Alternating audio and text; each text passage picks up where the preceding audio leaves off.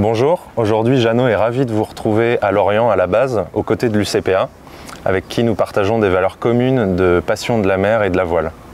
Moi c'est Jocelyn, donc formateur à l'UCPA.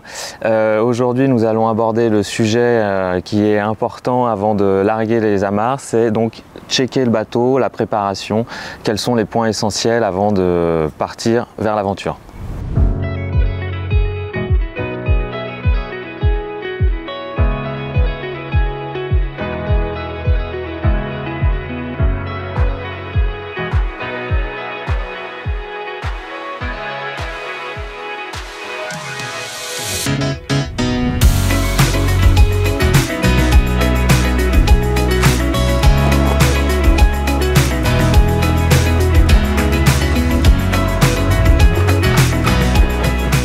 Alors Jocelyn, le point le plus important avant de partir naviguer, c'est de regarder la météo, la force du vent et l'état de la mer. Tout à fait.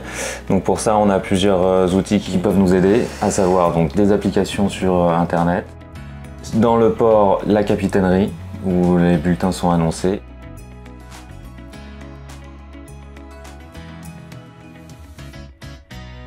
Et une fois en mer, on a des bulletins météorologiques qui peuvent être annoncés par la VHF. Cela reste des prévisions et l'observation du ciel et de l'état de la mer quand on est en navigation reste primordial. Et du coup Jocelyn, quels sont les indicateurs qu'on va regarder?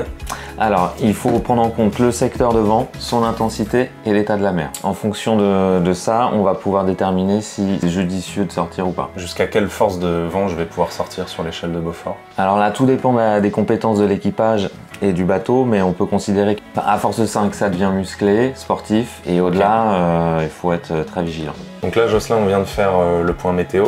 On va passer à la définition de notre itinéraire. Donc pour ça, on a les traceurs GPS.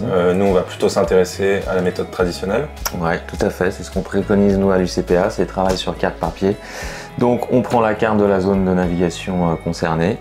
On détermine son point de départ et son point d'arrivée.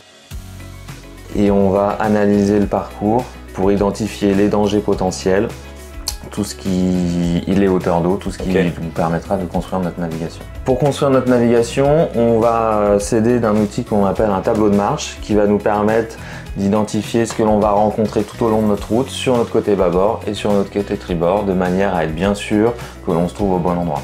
Avant de prendre la mer, le bon sens marin nous impose donc de prévenir ses proches de ce que l'on souhaite faire comme navigation. Et une fois qu'on est en mer, si on a un pépin, on a la VHF canal 16 et le téléphone portable 196 pour communiquer avec le CROSS qui organisera les secours via la CNSM ou autre.